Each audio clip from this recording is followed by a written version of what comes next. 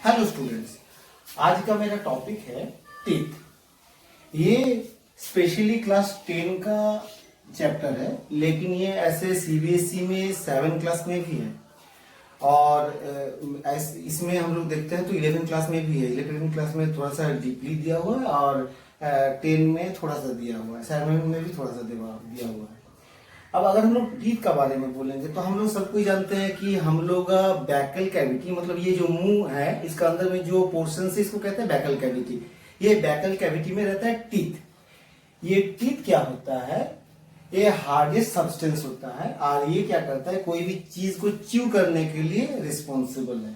Teeth दो किस्म का होता है, एक होता है मिल्क टीथ, एक होता है परमानेंट टीथ। मिल्क टीथ किसको कहेंगे? मिल्क, बच्चा मिल्क पीता है तो छोटा बच्चा, तो ये छोटा बच्चा का जो टीथ रहता है इसको कहते हैं हम लोग मिल्क टीथ। ये टीथ अपीयर होता है 6 से 24 महीने में, मतलब 6 महीना से स्टार्ट होता है अपीयर होना। मतलब छोटा बच्चा जिसका उम्र है 6 महीना, वो उस समय से उसका निकलता है टीथ। वो टीथ एक गो दो करते करते निकलते वो कितना महीना तक निकलता है? लास्ट 24 महीना तक। ये जो अपीयर है ये टाइमिंग है 6 से 24 महीना। ओके। और ये रिप्लेस होता है। रिप्लेस मतलब होता है कि जैसे एगो दांत टूटा, उसके बाद एगो नया दांत बना, मतलब वहां एगो नया दांत और फिर से वहां हुआ, ठीक, ग्रो किया। तो ये होता है 6 से 12 साल तक। मतलब एगो छोटा बच्चा है, उसका 6 साल से दांत टूटना स्टार्ट होगा, 12 साल तक टूटते रहेगा। मतलब वो उस समय में वो नया टीथ वहां आ जाएगा, मतलब रिप्लेस हो जाएगा। तो इसका और एक नाम है मिल्क टीथ का है टेम्पोररी टीथ। क्यों टेम्पोररी कहते हैं? क्योंकि ये कुछ दिन के बाद ये रिप्लेस हो जाता है, मतलब ये टूट के गिर जाता है। इसका और एक नाम है डेसिडुअस टीथ। और जो परमानेंट टीथ है, जैसे हम लोग है परमानेंट टीथ, मतलब जो मिल्क टीथ टूटा था उसके बाद जो टीथ बना उसको कहते हैं परमानेंट टीथ। टीथ रहता है जिसको हम लोग कहते हैं परमानेंट टीथ और सक्सेशनल टीथ। सक्सेशनल टीथ और परमानेंट क्या है? ये टीथ जो है हम लोग जब 12 साल के बाद जो टीथ निकलता है वो उसको कहते हैं सक्सेशनल और परमानेंट टीथ। ये एगो प्रॉपर अरेंजमेंट्स में रहता है, इसलिए इसको सक्सेशनल टीथ कहते हैं। और ये परमानेंटली रहता है, उसके बाद जब उम्र होता है आस्ते आस्ते ये टूटते रहता है। अब अगर हम लोग टीथ का अगर हम लोग देखेंगे कि वो कौन ऑर्डर में लगा हुआ है या कौन ऑर्डर में है, तो वो होता है इंसीजर। इंसीजर होता है 2/2, उसके बाद कैनाइन होता है 1/1, प्रीमोलर नहीं रहता है, मोलर रहता है 2/2। अब क्या है ये जो हम लिखे हैं एगो फॉर्मूला का जैसा लिख दिए हैं, तो ये क्या है? टोटल उसके बाद है 20। इसका मतलब क्या है? अगर हम लोग देखते हैं ये पोर्शंस होता है अपर जो और ये होता है लोअर जो। ये जो है ये लोअर जो है, ये अपर जो है, ठीक। तो ये लोअर जो का 2 भाग और अपर जो का 2 भाग, मतलब 4 गो। अगर हम लोग देखते हैं, सोचो कि ये है अपर जो, ये है लोअर जो, तो ये लोअर जो का अगर हम लोग देखेंगे तो इसको 2 गो भाग और ये अपर जो को भी 2 गो भाग। तो इधर हम लोग कहते हैं लेफ्ट साइड और इधर कहते हैं राइट साइड। तो अगर हम लोग देखते हैं, जैसे मेरा ये वाला ये साइड में ये है तुम्हारा राइट साइड का अपर जो, ये है लेफ्ट साइड का अपर जो, नीचे है मेरा राइट साइड का लोअर जो, ये है लेफ्ट साइड का लोअर जो। तो ये जो अगर हम लोग बोलते हैं, पहले है इंसीजर। सीजर कैसे याद रखेंगे? सीजर जो काटता है, तो सीजर जो काटता है उसको सीजर कहते हैं, कैंची। तो ऐसे ही इंसीजर खाना को जो काटता है उसको कहते हैं इंसीजर।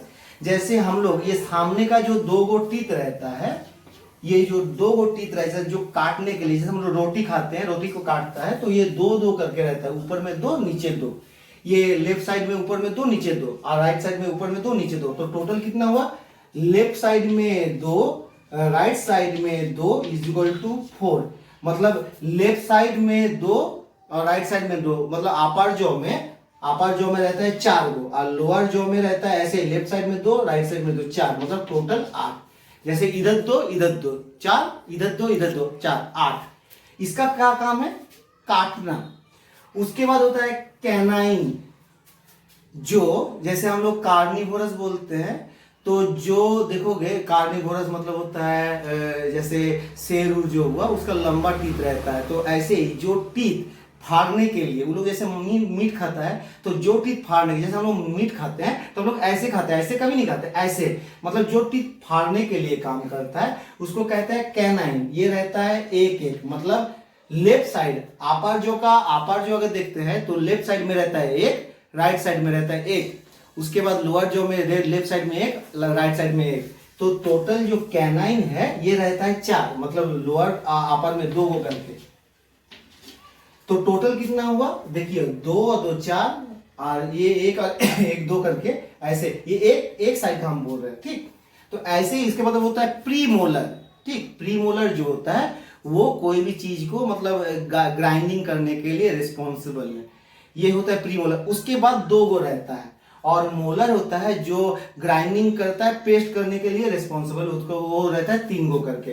अब टोटल देखो, अगर लेफ्ट साइड में देखते हैं, एक साइड में लेफ्ट साइड का लेफ्ट जॉ का हम लोग अगर ऊपर वाला पोर्शन अपर लेफ्ट जॉ, तो उसमें देखो 2, फिर रहता है 1, फिर रहता है 2, फिर रहता है 3। तो 2 1 3, 2 5 और 3 8, तो टोटल कितना हुआ 8। मतलब एक साइड में मेरा हुआ 8 और एक साइड में 8, तो टोटल एक गो जो जॉ है इसमें रहता है मेरा 16।